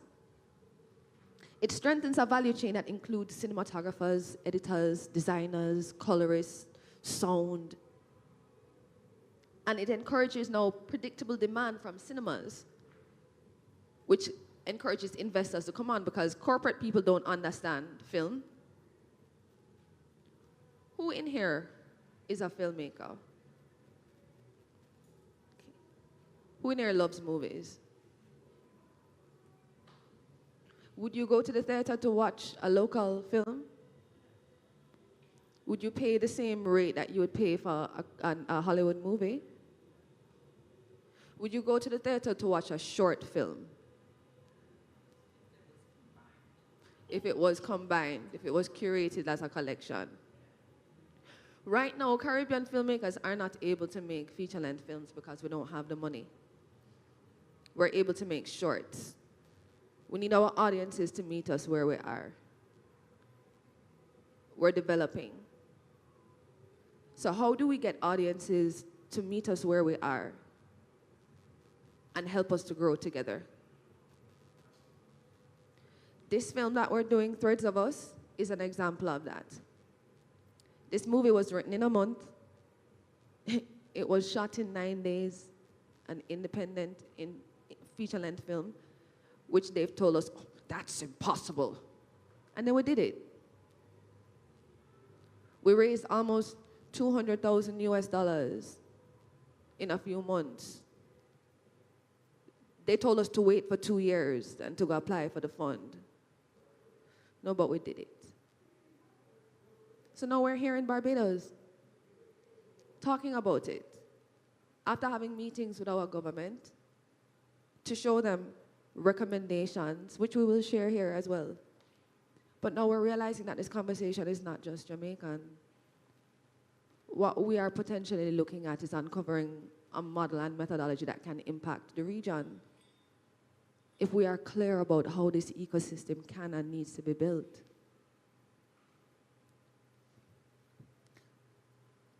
More films on screen means more production opportunities, more steady employment for all kinds of creators and technical staff. Moving forward.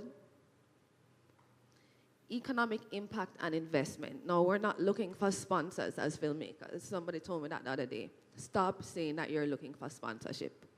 What you're looking for is investment.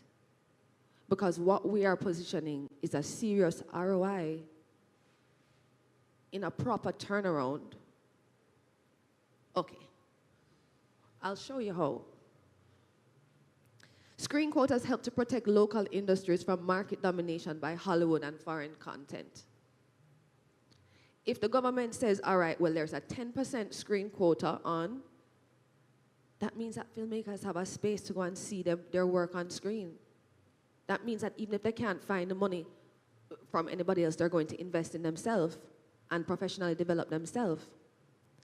Job creation now becomes something sustainable because it is discovered from the inside out. With guaranteed access to screens, filmmakers can better project revenue and attract investment. If nobody not seeing you moving, ain't nobody gonna know that you have a movie. Ain't nobody gonna know that you can do something. But you have to start somewhere. Jamaican films circulated on local screens more frequently could triple box office revenues from local films within 5 years. Now listen, you see how many movies Nigerians are making per month? I didn't say per year, I said per month. Okay, Katie just said she did how many movies this year? 5. What month is this? August. It's the 8th month of the year. How? There are models that are in practice internationally that we're just not looking at because we're so focused on North America. Like them say, well, you can't make a movie unless you have $2 million. What are you talking about? Like, that's, well, I guess, if you want to go Tyler Perry. But look at what Tyler Perry is doing, though. Look at what Tyler Perry has done. He's created a whole niche for himself. He don't need no other market share. Models that are in practice internationally that we can look at and see how we can evolve from. Okay. Diaspora activation. This is exactly what happened with our film. None of the money that we raised was raised in Jamaica. Not true. A little bit. A little bit. The majority of the money that we raised was from diaspora activation. Because it's like when you're here in the island, maybe if you have the same experience here in Barbados, it's like people don't believe until it go foreign and bust. And when it go foreign now, everybody's like, oh yeah, well, I know long time, eh? I see them long time. True. But we have to reach out to our diaspora to help us to remember who we are. And it's the same thing that we have done for Africa. When Africans come over and they go up into places like the Maroon country, they hear languages that they haven't heard for a long time that came from their own home. Cultural preservation through storytelling. The role of the griot is to preserve. Film is a tool that we have now to be able to do that.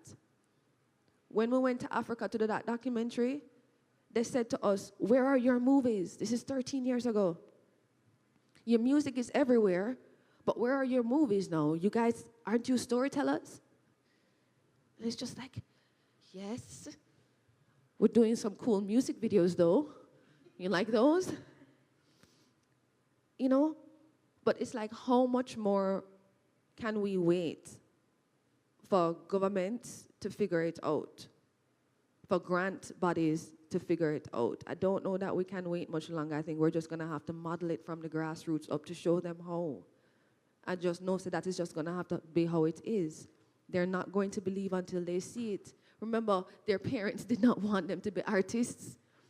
None of our parents did. So now that we're in the space where we're realizing the value of our art and culture, we have to lead.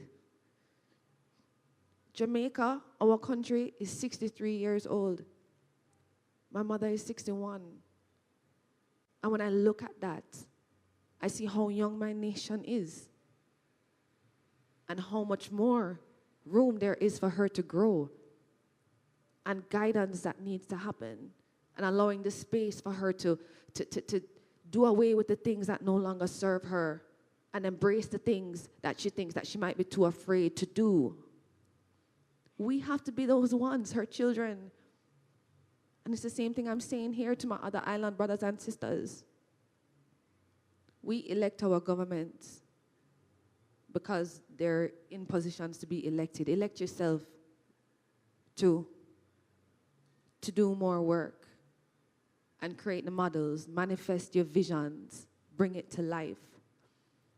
We don't know if the government is going to take us seriously, but we're taking ourselves seriously. We're here at CARIFEST in this moment to have a regional conversation about something that needs to be heard.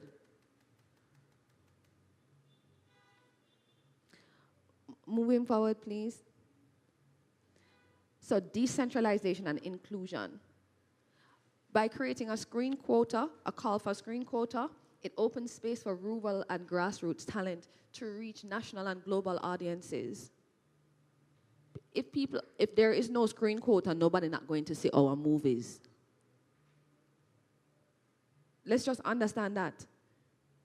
Nobody is doing it by will to be like, hey, so Barbados cinema, how many Bajan movies have you shown ever? Hey, Jamaican cinemas, so how many Jamaican movies are you showing this year? It's like it's not a thing that we're thinking about at all because we've always left film in the realm of entertainment, not realizing that we need to see ourselves and hear our stories.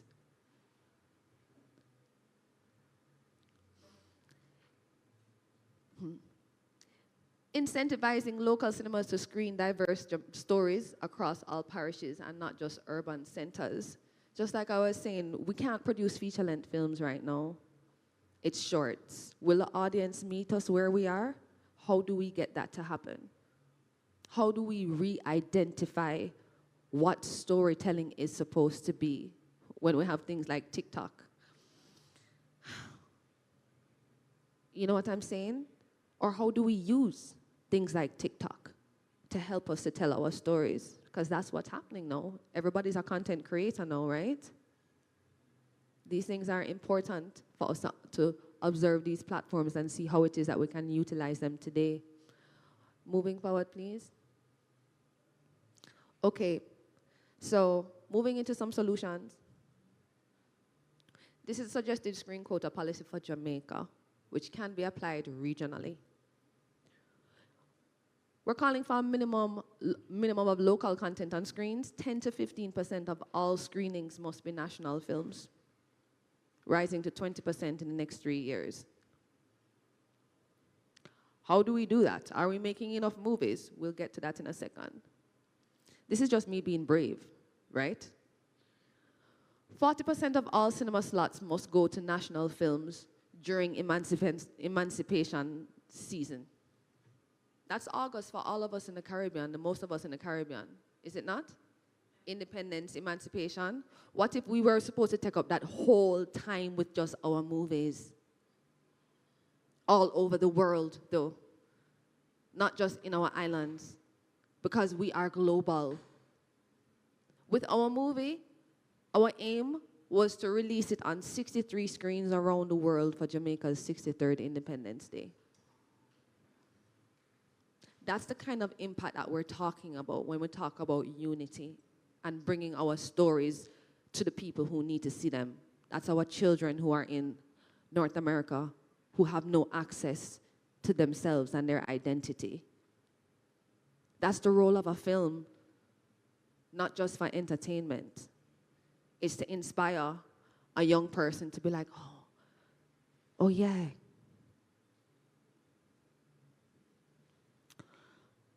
We are going to need a monitoring body, like a National Film Commission in partnership with an independent film quota council.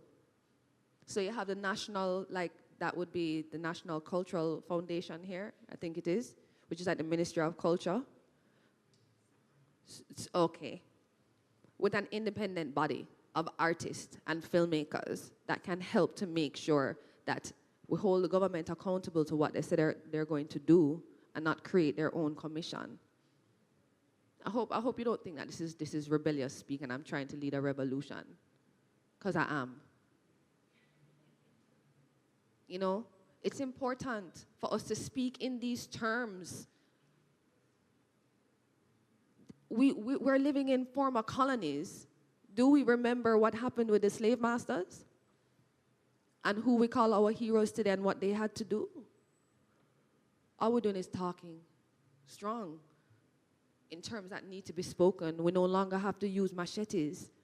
Now we have the power of pen and paper and mind and advocacy and models that we can develop from the grassroots up. Next slide, please. So this is some of the policy compliance conversations. We're naturally going to have an incentive for compliance. Tax breaks. exhibition grants, and co-marketing from the Ministry of Culture and the Film Commission. If your theater complies well, we're going to give you some money. We're going to give you some marketing. Incentivize you to help to build the industry. Correct? Even if you don't have a theater, you have a space like this, and you're doing film series, we're going to give you some money. We need somebody to be telling us that. Because right now, they're just telling us, here is some money to go and shoot a movie. You'll get it in 2 years from now. But nobody is telling us how we're going to get the movie to the audiences after we shoot the movie. The press releases are just going out to say that we're shooting. There has to be a penalty for non-compliance, fines, and loss of licenses even. We have to go strong. Exemptions are like educational films, specialty cinemas, and festivals. We're not pressure them. Move forward, please. So coming to the close, I just wanted to give us an example of a film industry that has a national screen quota and approaches this conversation. The Nigeria Film and Video Censors Board and Nigerian Film Corporation. They've come together and basically created like a cross-ministerial initiative where you get a little bit of money from this ministry and a little bit of money from this ministry and a little bit of money from this ministry and create a pot where now filmmakers can come and get money. So you have the screen quota over here, but then you also have the pot of money where filmmakers can come to make their movies to supply the screen quota. The ecosystem has to build, right? Okay, so this is how it works. The funding source, while less centralized, government and private sector together contribute about $2.5 million annually in grants, tax incentives, and support. $2.5 million US dollars every year from 1% of tax here, 1% here, 1% here. Okay. As you can see, various government bodies, including the Ministry of Information and Culture, Ministry of Trade and Industry, and private sectors, come together to develop Nollywood as one of the largest film industries in the world. Do you know that Nollywood is the second largest film industry in the world? Did you guys know that? Nollywood is the second largest film industry in the world, and the government does not give them any money. They give the government money. They are the second largest economic contributors to the national budget. The film industry. When you go to Nigeria, filmmakers have their studios. Okay, you're driving on a road of studios. You know how they did it? We learned this in 50 Days in Africa.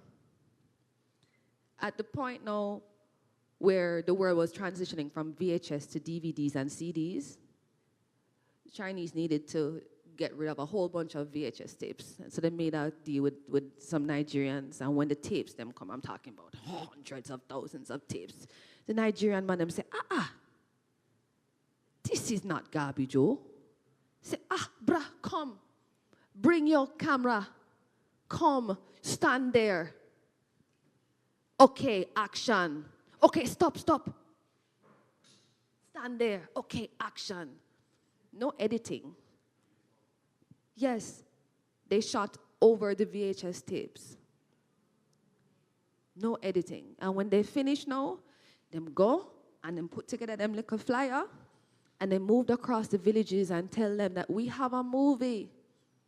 And the villagers came out with their chairs and then put up the TV and put in them thing, and everybody put them little 2 pence in the pot. And the storytellers sat back and watched people consuming their story from the grassroots up.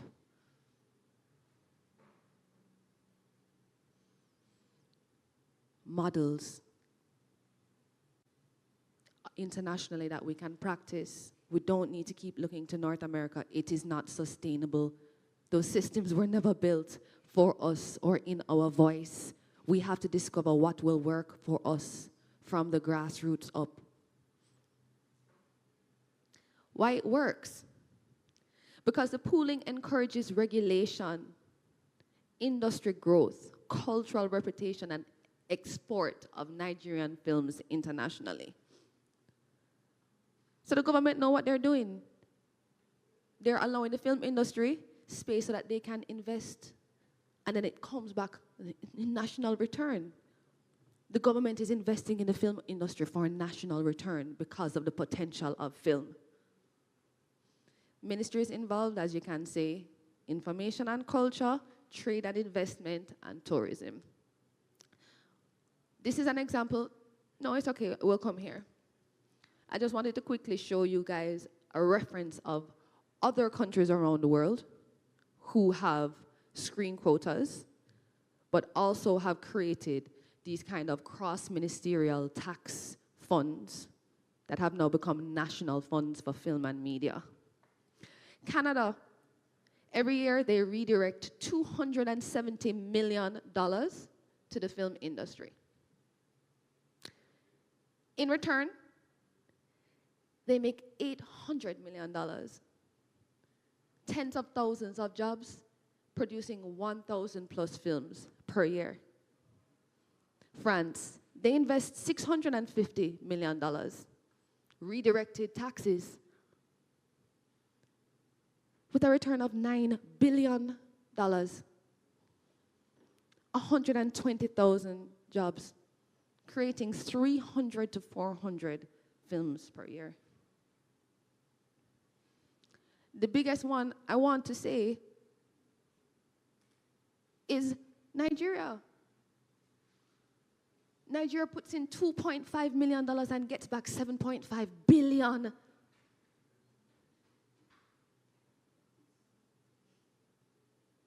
Over 1 million jobs, producing over 2,500 films per year.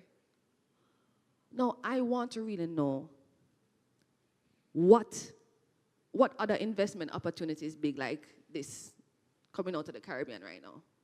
Please, please, we have to help our nations understand what we're missing out on by not supporting our storytellers to be storytellers and giving them the infrastructure to do that. Next slide, please. So key takeaways as we get ready to wrap up. 1, a multi-ministry pooling situation is common internationally and aligns cultural goals with economic and social development priorities. It also increases impact and visibility. 2, leveraging tax policies or levies on related sectors like broadcasting, cinema, telecom can create sustainable funding sources. Digicel, Flow, even the billboards. Tax the billboards, Coca-Colas, tourism. All of these spaces are benefiting from our intellectual property as storytellers, our heritage, our culture that is not being put back into being able to tell stories for generational impact. We really have to be granular with how we look at everything, especially as a people who our value comes from our oral storytelling. Our archive is our oral storytelling.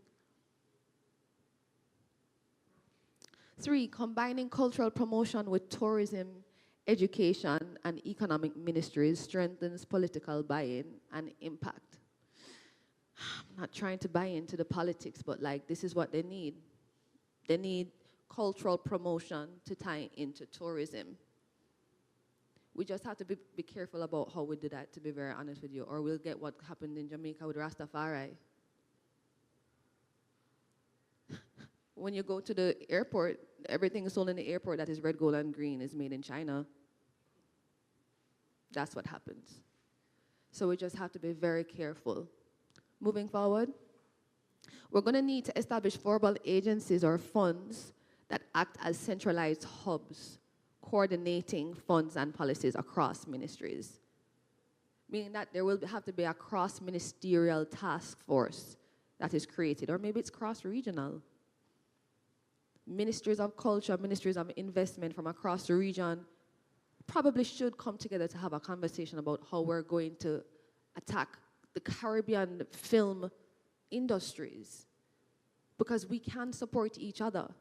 Right now, Barbados have a Afro-Exim head office here, right? Do you guys know this? What are you going to do with it?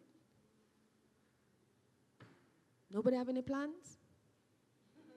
Come on, guys. Now is the time for us to be thinking bigger and greater and larger and stop waiting on our elected leaders to do so. You don't need to have a midlife crisis to remember that you're an artist at heart. Okay? Leave that 9 to 5. Okay, I'm not trying to, you know, but I said what I said. Number 5, even modest redirected taxes, 1% of our relevant sector can help. Just don't tell us no. Number 6, redirected funds enable production growth, job creation, and cultural export opportunities, which we easily spoke about. Moving forward. So, these are Tanty's call to action. Us now, as the Tanties at the table. I mean, even the men in the room. You're the unkies at the table, I think. Is that a thing? Unkies, uncles, unks? You get it. You get it. We know. Our call to action is to establish a regional cross-ministerial development task force to foster coordinated government support for the sustainable growth of the Caribbean film industries. Iron sharpen iron. We don't need to be doing it individually. It's not a competition thing. Barbados has how many people on this island? 250,000, under 300,000. You know what I'm saying? Jamaica has like 1.5 or 2 million, whatever it is.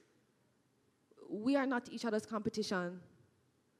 We need to iron sharpen iron so we can really go and take up some space internationally, because the man them take our culture and making a bag off of it. Okay. So we're suggesting to integrate policy development, including screen quotas, tax incentives, and funding models, to coordinate resource mobilization and professional mentorship programs, diaspora engagement strategies to expand market access and investment, and promotion of film as a tool for national and regional pride, social cohesion, and youth empowerment. And I've left those 2 last spaces for you to consider, based on this entire conversation that we've just had a while ago. What are some of the things that you, as a Tanty at the table, would bring to this policy conversation when it comes on to preserving and expanding our stories, and how important it is for national development and cultural preservation? That's your homework. Thank you so much for listening. Amazing, amazing. So you heard from all of us. We gave you some different perspectives, a lot to think about. I know it was very engaging. I like to see the engagement between the audience and the panelists. But what are some key takeaways for you from what we've presented today? So I want to hear from the audience. What are some takeaways for you? Anyone? Floor is open.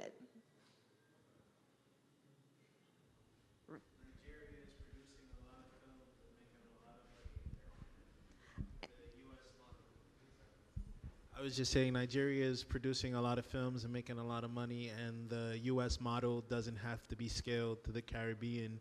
The Nigerian model is probably what's best. And then also another takeaway is telling the stories of the elders and passing on that knowledge is this is a new history and a new learning process. I want to say I always thought media and filmmaking was a propaganda tool used to colonize, because if I'm from America, and if you look at like Birth of a Nation, which is the first film that was screened in the screened in the White House, it depicted black Americans as less than.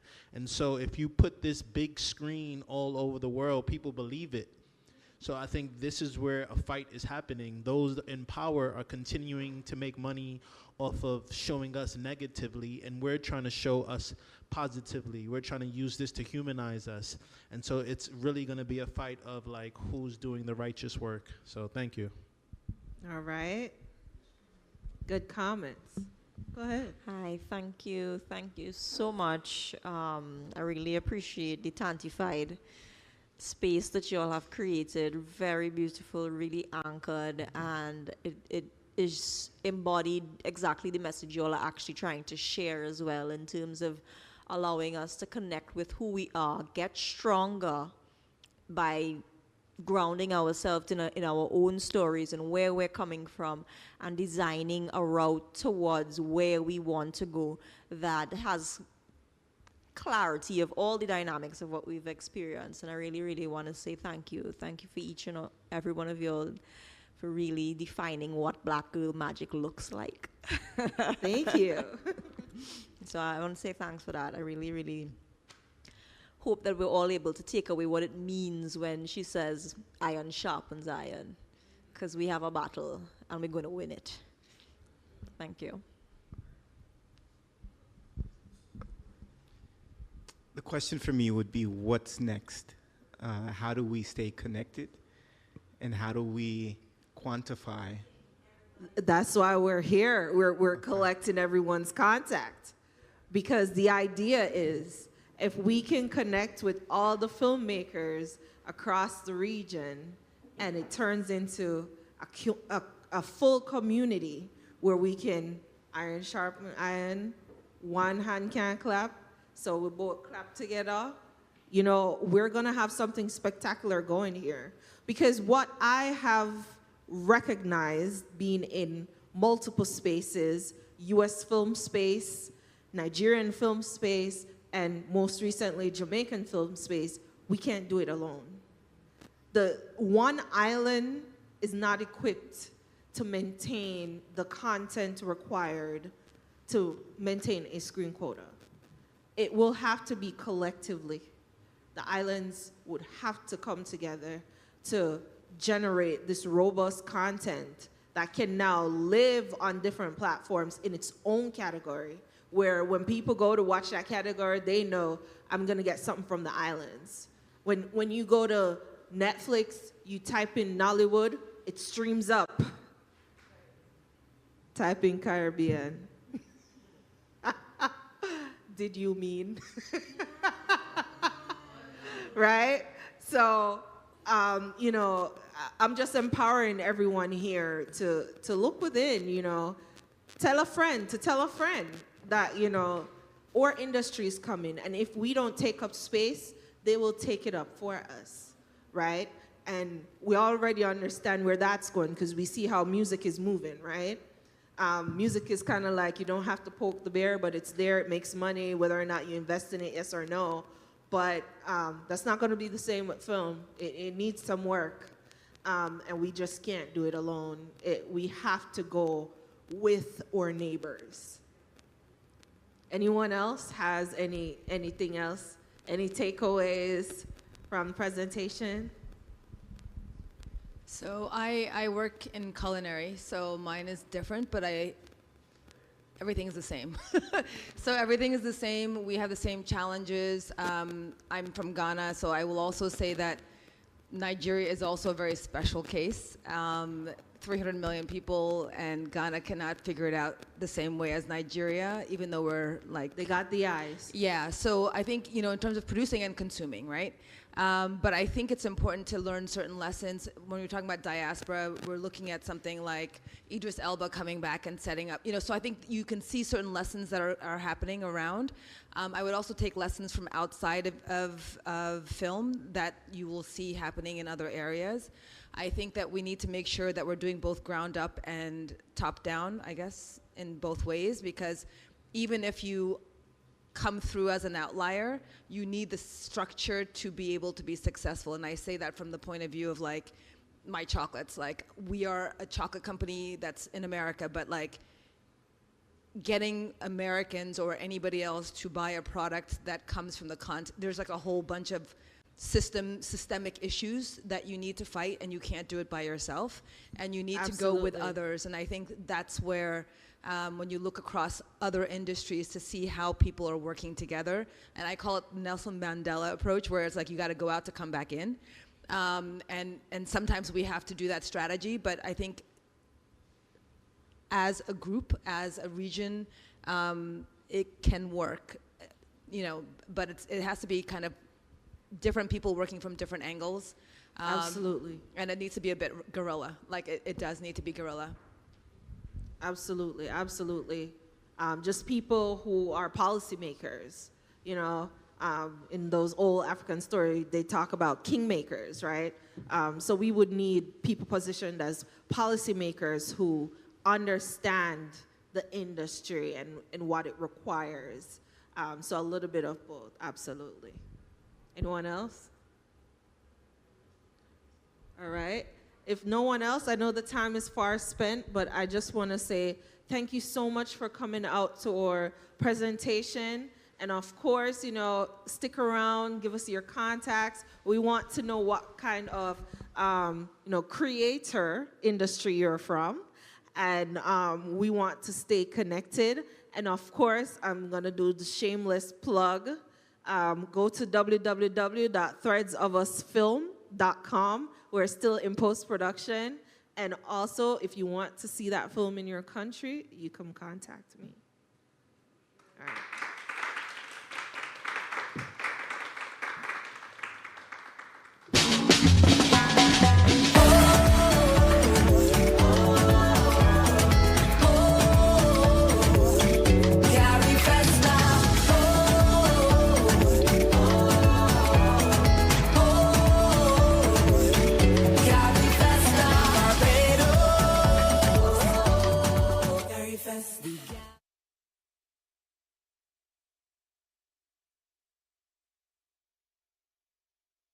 Up and make we steam it. Fresh, so me need it. Tilapia a real fish. Cook it up and make we roast it. Farm fresh, so me need it. Tilapia a real fish. Grow smart at the best part. Food for thought, so me have to eat smart. Easy catch, fully net. A tilapia, so you don't know what's next. Cook it up and make we fry it. Fresh, so me need it. Tilapia a real fish. Bring home the best in freshwater fish. High content of vitamin B3, protein and potassium. Tilapia.